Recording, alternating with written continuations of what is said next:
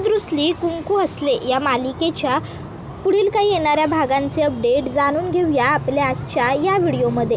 चला तर मग मित्रांनो, अजिबात वेळ वाया न घालवता सुरुवात करूया आपल्या आजच्या या व्हिडिओला। तर आता आपण इथे पाहणार आहोत की कशा पद्धतीने आता कृष्णासमोर दुष्यंतचं आणि पूजाचं नातं येणार आणि ते नातं कृष्णाला कळल्यानंतर कृष्णा खूपच जास्त नाराज होणार आणि कृष्णा रांगडे पाटलांचं घर सोडून जाणार, पण पुन्हा एकदा ती घरात परत येणार। आता हे सगळं कसं घडतं हे जाणून घेण्यासाठी आपला हा व्हिडिओ शेवटपर्यंत पहा। तर आता आपण इथे पाहतो की बाळजाबाई ह्या कृष्णाला आता साडी देऊ करत असतात संक्रांतीची वाण म्हणून। काळी साडी देत असताना बाळजाबाई ह्या आता कृष्णाला म्हणत असतात, कृष्णा अगं हे घे, ही काळी साडी मी खास तुझ्यासाठी घेतली।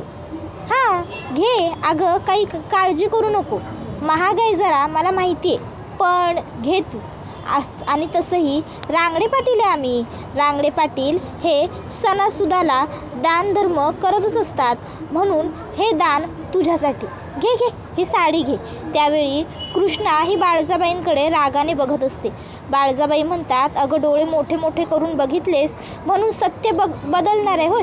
तू शेवटी आमची आश्रितच आहेस ना, आणि आश्रिताला आश्रितासारखंच ठेवायलाही पाहिजे, घे ही साडी घे। त्यावेळी मग कृष्णा ती साडी घेते आणि म्हणत असते, मी तुमची सून आहे बाळजाबाई, साडी आश्रिताला नाही तर सुनेला देत आहे, आणि हे वाण आहे माझ्यासाठी, हे तुमचं दान नाही आहे, समजलं ना? जर एवढी हिंमत असेल तर दुष्यंत सरकारांसमोर ह्या भाषेत बोला की। त्याबरोबर मग मात्र आता बाळजाबाई ही लगेचच गप्प बसते, तर कृष्णा ही हसते।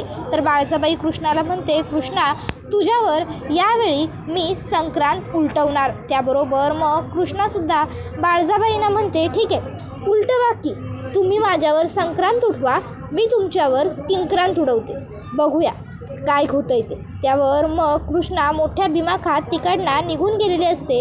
तर बाळजाला मात्र आता कृष्णाच्या ह्या वाक्यांचा खूपच जास्त राग आलेला असतो, आणि बाळजाबाई आता म्हणत असते की आता ह्या कृष्णाची चांगलीच मस्ती जिरवायला पाहिजे, हिला खूप रुबाब आलाय ना, माझ्यासमोर एवढ्या तोऱ्यात बोलून गेलेली आहे की मोठी माझ्यावर किंक्रांत उलटवणार। आता नाही जर हिला कायमची रांगडे पाटलांच्या घराबाहेर काढली तर माझंसुद्धा नाव बाळजाबाई नाही, नाव नाही सांगणार ही सुलक्षणा पुन्हांदा। आणि मग आता बाळजाबाई ह्या कृष्णावर किंक्रांत उठवायचं ठरवतात। तर दुसऱ्या बाजूला आता कृष्णा ही विचार करू लागते की बापरे, बाळजाबाईंना म्हणलं तर खरं की मी त्यांच्यावर किंक्रांत उठवणार म्हणून, पण मी नेमकं करणार तरी काय? नाही म्हणजे बाळजाबाईं इतकं खतरनाक डोकं तर माझं चालत नाही, आणि बाळजाबाईं इतकी षडयंत्रसुद्धा मला रचायला जमणार नाही, मग मी काय करू, कशा पद्धतीनं बाळजाबाईंना हरवू असा विचार कृष्णा करत असते। तर दुसऱ्या बाजूला बाळजाबाई ह्या आता एक जबरदस्त प्लॅन बनवतात। त्या पूजाला सांगतात, दुष्यंत हवा आहे ना तुला, दुष्यंत बरोबर लग्न करायचं आहे ना? त्यावर पूजा म्हणते, हो पण आता तुम्ही मला का विचारताय, कृष्णा अजून घराबाहेर कुठं गेली? त्यावर बाळजाबाई पूजाला म्हणतात, त्या कृष्णाला घरातनं बाहेर हाकलण्यासाठी माझ्याकडे एक जबरदस्त आणि भन्नाट प्लॅन आहे। त्यावर मग पूजा ही विचारते की काय? त्यावर बाळजाबाई तिला सांगू लागतात, एक काम करायचं, आता उद्या संक्रांतीच्या सणाला तू तुझे आणि दुष्यंतचे जे काही फोटो आहेत का नाही ते सगळे फोटो मला द्यायचे। त्यावर पूजा म्हणते, काय आमचे फोटो? त्यावर बाळजाबाई म्हणतात, होय तूच म्हणतेस ना 4 वर्षे एकमेकांवर प्रेम केलं आहे तुम्ही म्हणून, मग जर 4 वर्षांचं प्रेम होतं तर कुठं हिंडायला गेला नाही होय, कधी फोटो बिटो काढले असतीलच की? त्यावर पूजा होकार देते। बाळजाबाई म्हणते, हां मग ते फोटो मला द्यायचे। पूजा होकार देते आणि फोटो घेऊन येते। त्याबरोबर दुष्यंत हा खोलीत बसलेला असतो। खोलीत आलेल्या कृष्णाकडे बघून तो विचारतो, काय गं कृष्णा काय झालं, तुझा चेहरा इतका टेन्स का दिसतोय, आणि हे काय हातात काय आणलंयस हे काळ्या रंगाचं? कृष्णाचं लक्षच नसतं। दुष्यंत पुन्हा विचारतो, कृष्णा अगं मी तुझ्याशी बोलतोय, लक्ष कुठे आहे तुझं, हे काय आणलंयस तू काळ्या रंगाचं हातामध्ये, आणि काय? त्याबरोबर मग कृष्णा दुष्यंतला म्हणत असते, हे होय अहो ही साडी आहे। त्यावर दुष्यंत म्हणतो, अचानक साडी का? त्यावर मग आता लगेचच इकडे कृष्णा म्हणते, अहो बाळजाबाईंनी दिलेली साडी आहे ही, सक्रातीचा सण आहे नवा आता, म्हणून संक्रांतीला नेसत्यात, म्हणजे सासू असं वाण देते अशी पद्धत असते, म्हणून बाळजाबाईंनी दिल्या बघा मला. तर आता दुसऱ्या दिवशी पूजा ही बाळजाबाईंना ते फोटो वगैरे देते, पण विचार करत राहते की बाळजाबाईंनी हे फोटो का मागवले असतील. मग बाळजाबाई तिला एक मोठा खोका देतात आणि तिला सांगतात की या खोक्यात आता हे सगळे फोटो टाक. पूजा ते सगळे फोटो त्या खोक्यात टाकते. ती बाळजाबाईंना म्हणत असते, बाळजाबाई तुम्ही हे फोटो जाळणार वगैरे तर नाही ना. हे बघा, या फोटोंबरोबर आणि या ग्रीटिंग कार्डबरोबर काहीसुद्धा चुकीचं करू नका, या आमच्या प्रेमाच्या खुणा आहेत. बाळजा म्हणते, गब्बस, म्या सांगायलोय फक्त तेवढं आणि तसंच कर, उगाचच्या उगाच तू जर जादा डोकं चालवू नको. पूजा म्हणते, बोला काय करायचं आहे. मग बाळजाबाई पूजाला सांगते, हे फोटो घेऊन जायचे, म्हणजे हा बॉक्स अख्खाच्या अख्खा घेऊन जायचा आणि बाहेरच्या वरांड्यात ठेवायचा. पूजा म्हणते, काय बाहेरच्या वरांड्यात, म्हणजे हॉलच्या बाहेर तुळस आहे तिथे? अहो काय बोलताय तुम्ही हे सगळं बाळजाबाई, जर कुणी हे फोटो तिथे पाहिले तर किती मोठा अनर्थ होईल, तुम्हाला माहिती आहे ना. मग जर डीला हे सगळं कळालं तर? त्यावर बाळजा सांगते, मी जेवढं म्हणायला तेवढं कर. बाळजाबाईंनी सांगितल्याप्रमाणे पूजा ते फोटो नेऊन बाहेर तुळशीजवळ ठेवते. दुसऱ्या दिवशी सकाळी आता कृष्णा उठते आणि सुंदर काळ्या रंगाची साडी नेसून तयार झालेली असते. आता दुष्यंत त्या तयार झालेल्या कृष्णाकडे बघतो आणि बघतच राहतो. कृष्णा खूपच जास्त सुंदर आणि लाघवी दिसत असते. दुष्यंत म्हणतो, खरंच कृष्णा, अगं ह्या काळ्या रंगाच्या साडीत तू किती सुंदर दिसतेस. रंगाने गोरी आहेस ना तू, त्यामुळे काळा रंग तुझ्यावर आणखीनच जास्त उठून दिसतोय. खरंच कृष्णा, मला जर माहीत असतं की तुझ्यावर काळा रंग इतका छान दिसेल तर खरंच मी तुझ्यासाठी काळी साडी आधीच आणली असती. त्यावर कृष्णा म्हणते, बरं माझं कौतिक आता पुरी झालं, बरं हे घ्या, तुम्ही हो काळ्या रंगाचा कुर्ता घाला, आवरून घ्या पटापटा, तोवर मी आलो, पटकन तुळशीची पूजा करून घेतो. त्याबरोबर दुष्यंत म्हणतो, हो चालेल. मग आता कृष्णा ही तुळशीची पूजा करण्यासाठी अंगणात येते. आता अंगणात आल्यावर तिला तो मोठाच्या मोठा बॉक्स तुळशीसमोर ठेवलेला दिसतो. कृष्णा विचार करते, अरे हा तुळशीसमोर एवढा मोठा बॉक्स कुणी ठेवला आणि कसला बॉक्स आहे हा. कृष्णा तो बॉक्स घेऊन घरात येते आणि घरात आल्यावर तिच्या नजरेच्या समोर तिला दिसत असतं की पूजा इकडे दुष्यंतला म्हणत असते, डी तू फक्त माझा आहेस, माझं तुझ्यावर प्रेम आहे. त्यावर दुष्यंत म्हणत असतो, पूजा हे काय बोलतेस तू, तुला तरी कळतंय का. हे बघ, मी तुझ्या बहिणीचा नवरा आहे, तो सुद्धा मोठ्या बहिणीचा. तू माझे हात सोड, कुणी बघितलं हे सगळं तर काय वाटेल लोकांना. त्याबरोबर पूजा म्हणते, डी माझ्या आधी स्मृती. त्याबरोबर दुष्यंत पूजाकडे आश्चर्यचकित होऊन बघू लागतो. पूजा म्हणते, अरे हे असं का बघतोयस, मी तुला पूर्वीपासून डीच म्हणायचे ना. डी मला मान्य आहे, माझी काही दिवसांसाठी स्मृती गेली होती, पण याचा अर्थ असा होत नाही की मी माझं प्रेम विसरली आहे. डी माझं तुझ्यावर प्रेम होतं, माझं तुझ्यावर प्रेम आहे आणि माझं तुझ्यावर कायम प्रेम असेल. दुष्यंत पूजाला स्वतःपासून लांब करण्याचे प्रयत्न करत असतो. तो म्हणत असतो, तुला कळतंय का, तू काय बावळटासारखं बडबडती असते. हे बघ, माझं लग्न झालेलं आहे पूजा, आणि तू माझ्यापासून लांब राहा. घरात सण आहे आणि उगाच सणासुदीच्या दिवशी मला घरामध्ये कोणत्याही पद्धतीचे वाद किंवा कलह नको आहेत, कळलं का तुला. त्यामुळे प्लीज तू माझ्यापासून दूर जा, हो तिकडे. त्याबरोबर पूजा म्हणत असते, डी अरे असं काय करतोयस, प्लीज असं नको बोलूस. हे बघ, माझं तुझ्यावर प्रेम आहे आणि माझं फक्त तुझ्यावर प्रेम आहे. तुझ्याशिवाय माझ्या आयुष्याला काहीही अर्थ नाही आहे, कारण तुझ्याशिवाय माझ्या आयुष्यात काहीच नाही आहे, कोणीच नाही आहे. मी तुझ्याशिवाय नाही जगू शकणार डी. प्लीज मला स्वतःपासून असा दूर लोटू नको, प्लीज डी. फक्त माझा आहेस तू आणि फक्त माझाच राहशील ना डी, फक्त माझा. असं म्हणत पूजा दुष्यंतला आणखीन जास्त जवळ करत असते. दुष्यंत पूजाला म्हणत असतो, पूजा बाजूला हो, कृष्णा बाहेर तुळशीची पूजा करायला गेलेली आहे आणि तिला जाऊन बराच वेळ झालेला आहे. कृष्णा कोणत्याही वेळी आतमध्ये येऊ शकते. आणि हे बघ, तू उगाचच्या उगाच वेड्यासारखं काहीतरी बडबडू नको. ते जे काही होतं तो सगळा भूतकाळ होता, पण आता वर्तमान हेच आहे की माझा कृष्णाबरोबर लग्न झालेलं आहे. पूजा म्हणते, माझं प्रेम आहे तुझ्यावर आणि तुझंसुद्धा माझ्यावर आहे, मला माहिती आहे, मी तुझ्याशिवाय नाही राहू शकत खरंच. त्यावेळी आता कृष्णाने हे सगळं ऐकलेलं असतं आणि कृष्णाच्या पायाखालची जमीनच सरकलेली असते आणि कृष्णाच्या हातामध्ये जो बॉक्स असतो तो सुद्धा आता कृष्णाच्या हातातनं सुटतो आणि खाली पडतो. आता तो बॉक्स खाली पडल्याबरोबर त्या बॉक्सचा आवाज होतो. दुष्यंत आणि पूजा कृष्णाकडे पाहतात तर कृष्णा खाली त्या बॉक्सकडे पाहते, तर त्या बॉक्समध्ये दुसरं तिसरं काहीही नसून पूजा आणि दुष्यंत यांचे काही फोटो असतात. आता ते फोटो वगैरे पाहून कृष्णाच्या पायाखालची जमीनच सरकते. कृष्णाला खूप मोठा धक्का बसलेला असतो.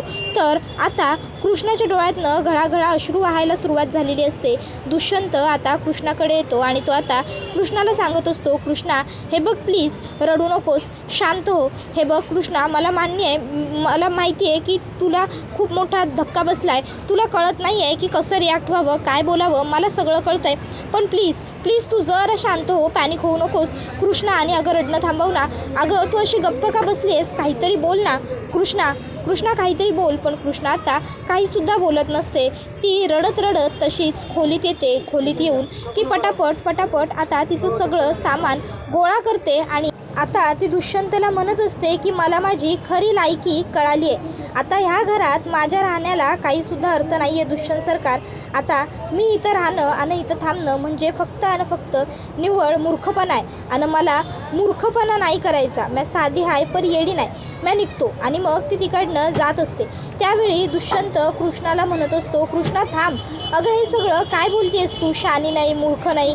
हे बघ कृष्णा, तू इकडनं कुठेही जाऊ नकोस, हे घर तुझं आहे, मी तुझा नवरा आहे, या सगळ्यावर तुझा हक्क आहे, तुझा अधिकार आहे. हे सगळं मिळवण्यासाठी तू खूप कष्ट घेतलेस, खूप मेहनतीने तुला हे घर, तुझं स्थान, तुझं सगळं मिळालं आहे आणि आज तू हे अशी हार म्हणून गेलेली मला नाही चालणार. मी तुला सगळं सांगतो, व्यवस्थित एक्सप्लेन करून सांगतो, पण प्लीज तू मला बोलण्याची कमीत कमी एक संधी तरी दे. कृष्णा, अगं फासावर चढवणाऱ्या कैद्यालासुद्धा बोलण्याची संधी दिली जाते, मग मी तर तुझा नवरा आहे, मला तरी संधी दे. त्यावर कृष्णा म्हणते, दुष्यंत सरकार, त्या फाशावर चढवणाऱ्या कैद्याला बोलण्याची संधी दिली जाते कारण तो आरोपी असतो, तो दोषी असतो. पण आपल्यात तसं काही बी नाही. आपल्यात कोणी आरोपी नाही आणि कोणी दोषी नाही. आणि राहिला प्रश्न तुम्ही मला सोडून दिल्याचा, तर जे झालं ते झालं. आणि म्हणतायचं ना हक्क, अधिकार, तर हे एवढे भारदस्त शब्द वापरायचे काय बी गरज नाही बघा. नाही, मान्य आहे मला, ह्या घरची सून म्हणून थोरले सरकारांनी म्हणजे आबांनी मला समधे अधिकार दिले, हक्क दिले. सून म्हणून त्यांनी मला स्वीकारलं, पण तुम्ही तर मला पत्नी म्हणून स्वीकारलं नव्हतं ना. हा कालांतरानं आपल्याकडं आता काहीच पर्याय नाही आहे ह्या विचारानं तुम्ही बी मला पत्नी म्हणून स्वीकारलं. पण बायको म्हणून तुम्ही कधी मला प्रेम केलं? बायको म्हणून माझ्याकडं कधी 4 शब्द प्रेमानं बोललात? बायको म्हणून कधीतरी माझ्याबरोबर वेळ घालवलात? नाही नव, कारण तुमच्या मनात माझ्यासाठी कधी त्या भावना नव्हत्याच. कारण तुमच्या मनातल्या भावनांची जागा आधीच कोणतीतरी वेगळीनं घेतली होती. आता हे माझं दुर्भाग्य की ती माझीच बन होती. एवढं बोलून कृष्णा तिकडनं निघून जाते. आता कृष्णा कायमची रांगडे पाटलांचा वाडा सोडून गेली ह्या गोष्टीचा बाळजाबाईंना खूपच जास्त आनंद झालेला असतो. बाळजाबाई विचार करतात, एवढे दिवस मी त्या कृष्णाला घराबाहेर काढण्यासाठी नवनवीन तऱ्हेचे वेगवेगळे प्लॅन बनवतच होते, पण खरं बघायला गेलं तर मला एवढं सगळं करण्याची काहीसुद्धा गरज नव्हती. मी त्या कृष्णाला ते फोटोज दाखवले आणि ती कृष्णा स्वतःहून सहज अगदी सोप्या पद्धतीने घर सोडून गेली. उगाच मी एवढे कष्ट करत राहिले होते. असो, आता ती ब्यात कायमची हे घर आणि माझ्या लेकाचं आयुष्य सोडून निघून गेले. आता मी माझ्या लेकाचं लगीन एका सामान्य, छान, सोज्वळ, समजूतदार, घरंदाज, हुशार, देखण्या, रूपवान, श्रीमंत मुलीबरोबर लावून दे. माझ्या लेकाला अगदी शोभल अशी सून मी रांगडे पाटलांच्या घरात घेऊन ये. तर आता इकडे कृष्णा माहेरी आल्यावर कृष्णाला भक्ती समजून सांगते. त्याचबरोबर दुष्यंतसुद्धा कृष्णाकडे येतो आणि तोसुद्धा आता कृष्णाची समजूत घालतो आणि पूजा आणि त्याच्या नात्याबद्दलचं सगळं सत्य कृष्णाला सांगून टाकतो. मग भक्ती कृष्णाला सांगते की संसार सोडून असं अर्धवट नाही यायचं. आता तेच तुझं घर आणि तेच तुझा संसार. मग कृष्णा पर्यायांती पुन्हा एकदा रांगडे पाटलांच्या घरी परत आलेली असते. आता कृष्णाला घरात आलेलं बघून बाळजाबाईंना खूप मोठा धक्का बसतो. बाळजाबाई कृष्णाला म्हणतात, तू इथं? त्यावर कृष्णा म्हणते, का तुम्हासनी काय वाटलं होतं म्या काय पुण्यांदा घरला येणार नाही होय? घर सोडून गेलो आहे म्हणजे कायमची गेलो का काय? अरारा बाळजाबाई, अहो काय हो, तुमच्या आनंदाला पारा उरलेला नसताना म्या तर तुमचं आबाळ पार ठेंगणंच करून टाकलं की. अहो बाळजाबाई, नाही काय आहे नवं, तुम्ही एक डाव मला घराबाहेर काढण्याचा लई लाखदा प्रयत्न करावं, पर त्या अंबाबाईनं मला ह्या घरात आणलं, त्यामुळं मी घरातनं बाहेर जाणार नाही. आणि दुष्यंत सरकारसनी आता तुमचं गुपित सांगून म्या उद्याच्या उद्या तुमच्यावर किंक्रांत उलटवतो का नाही ते बघा. तुम्हासनी वाटायलं आहे की संक्रांतीला तुम्ही माझ्यावर भारी पडलाय, पर लक्षात ठेवा किंक्रांत तुमच्यावर भारी पडणार. माझं तर संक्रांतीला काय वाईट झालेलं नाही, माझा सण आला आणि तसाच चांगला गेला बी. तर आता कृष्णाला घरात आलेलं पाहून पूजाला खूपच जास्त राग आलेला असतो. पूजा विचार करते, ओ माय गॉड, मला वाटलं होतं या कृष्णाला माझ्याबद्दल आणि डीबद्दल समजल्यानंतर तरी हिला अक्कल येईल आणि ही माझ्या डीला कायमचा माझ्यासोबत माझ्या जवळ सोडून निघून जाईल. पण ही तर अत्यंत निर्लज्ज आणि नालायक मुलगी. ही डीला सोडून जाण्याऐवजी उलट परत रांगडे पाटलांच्या घरात हक्काने नांदायला परत आली. पण मी हिला या घरात टिकूच देणार नाही. हे घर, हा नवरा सगळं माझं आहे. हिने फक्त ते बळकावलं. त्यानंतर मग दुष्यंत कृष्णाकडे येतो आणि कृष्णाला म्हणत असतो, कृष्णा, थँक्यू सो मच, तू घरी परत आलीस. आणि मग दुष्यंतने समजावलेलं कृष्णाला सगळं आठवू लागतं.